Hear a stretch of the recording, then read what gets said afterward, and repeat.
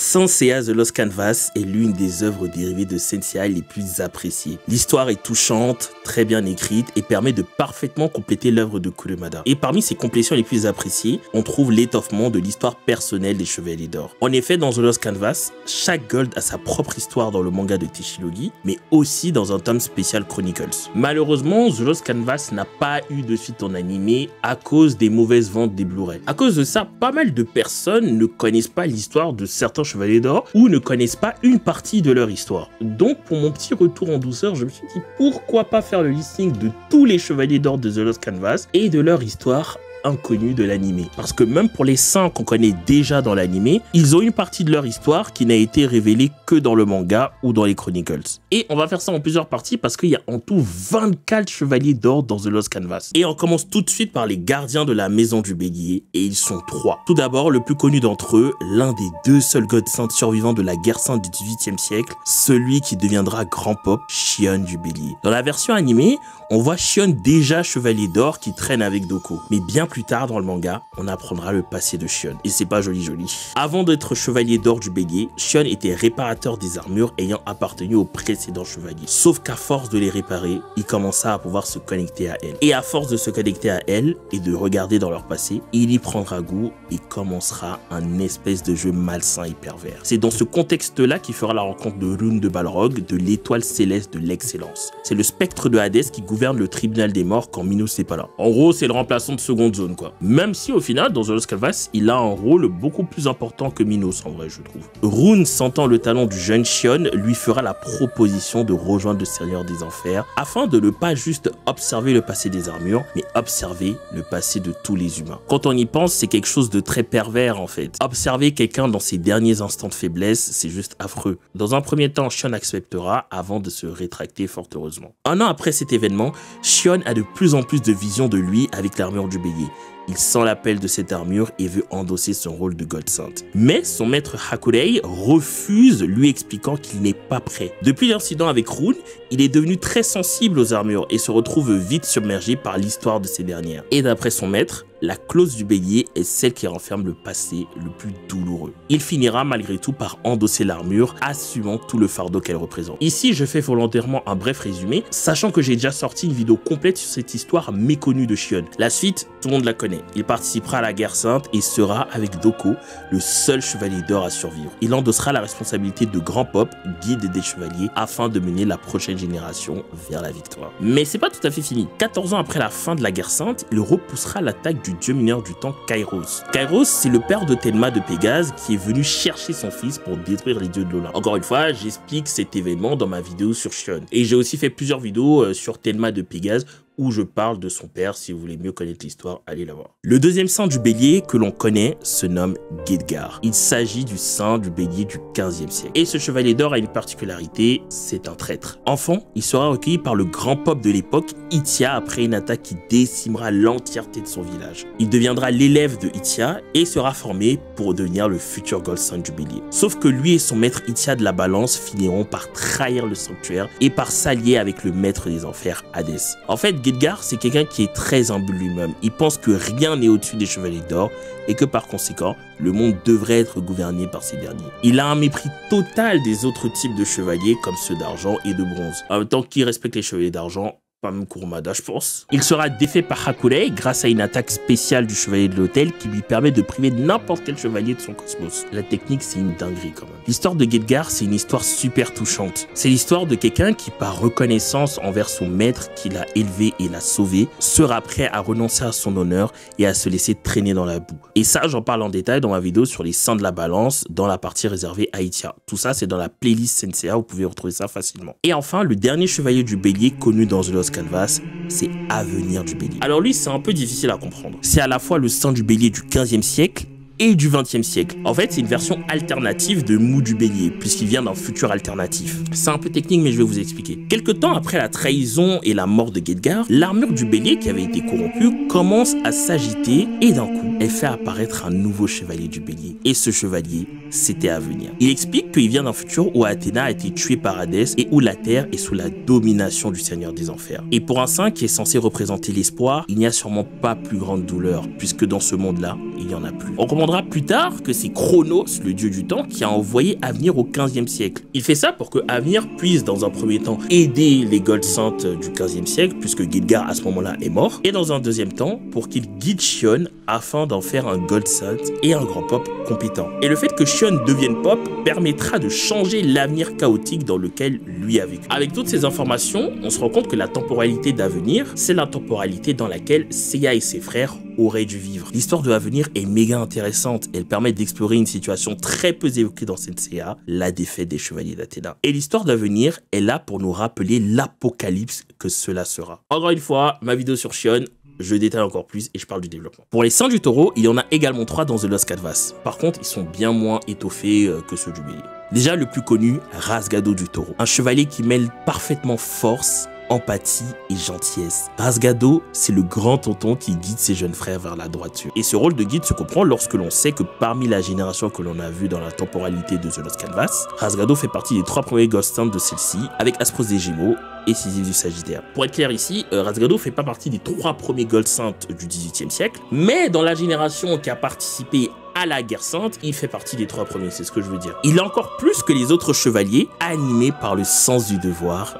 Et ce sens du devoir se traduit par une chose, sa volonté. C'est cette volonté qui le poussera à ne pas lâcher Kagao quitte à brûler. C'est cette volonté qui l'obligera à perdre un œil et à se percer les tympans pour protéger Tenma. Et cette volonté, il la confiera à Tenma au moment de mourir. J'ai prévu aussi une vidéo sur les saints du taureau où je développerai sûrement beaucoup plus l'écriture de Rasgado. Et particulièrement son rapport avec Tenma que je trouve super intéressant. Avant de devenir chevalier, il effectuera plusieurs missions avec Aspros et Sisyphe, dont une où ils ne respecteront pas les ordres et ne manqueront pas de se faire tuer, mais ils seront sauvés par Ilias du Lion. Si vous savez pas qui est Ilias du Lion, bah attendez un peu parce que j'en parlerai dans la partie du lion. Ou vous pouvez aussi aller voir ma vidéo sur Regulus où j'en parle. Ce chevalier d'or est incroyablement fort. Parmi les autres faits sur Rasgado pas connus de l'animé, il y a aussi le fait que Sage le mandata pour aller chercher Ilias afin de revenir au sanctuaire. Sauf que ça ne se passera pas comme prévu et Rasgado rentrera bredouille. J'expliquerai plus dans la partie sur le lion. Dans le Chronicles qu'il partage avec Ténéo, on voit qu'il sera envoyé pour renforcer le sceau de Typhon. Typhon, pour ceux qui ne savent pas, c'est le dieu géant. C'est lui qui dirigera tous les géants contre les dieux de l'Olympe lors de la Grande Guerre Sainte, aussi connue sur le nom de Gigantomachia. Et ce fameux Typhon sera scellé par Athéna en Sicile, dans un sanctuaire dans les profondeurs de l'Etna. Et c'est cela que Rasgado doit renforcer. Et là-bas, il fera la rencontre d'une créature créée par Zeus, nommée Cortori, qui protège un orphelinat, l'orphelinat où se trouve Selinsa. C'est la fille avec Ténéo que l'on croise souvent avec Rasgado dans l'anime. Malheureusement, un des géants survivants de la Gigantomachia, Encelade, leur mettra des bâtons dans les roues, mais sera vaincu par Rasgado au terme d'un combat très compliqué. Le deuxième chevalier d'or du taureau de The Lost Canvas, c'est Ténéo du taureau, l'un des apprentis que Rasgado avait formé. Après la guerre sainte, il deviendra le Gold Saint du taureau et avec Shion, ils seront pendant longtemps les 2 seuls chevaliers du sanctuaire. Doko est un Rosan pour veiller sur les étoiles maléfiques. D'ailleurs, Shion deviendra son maître. Alors, il passe la plupart de son temps à reconstruire le sanctuaire avec Shion, mais aussi à former les nouveaux chevaliers. Et on voit qu'il contraste un petit peu avec son maître, parce que contrairement à Rasgado, qui était sûr de sa force, lui doute beaucoup. Il est saint depuis très peu de temps et dans un contexte de paix en plus. Naturellement, il a beaucoup moins d'expérience que les saints qui ont vécu la pré-guerre ou qui ont vécu la guerre sainte elle-même. Mais malgré son manque d'expérience,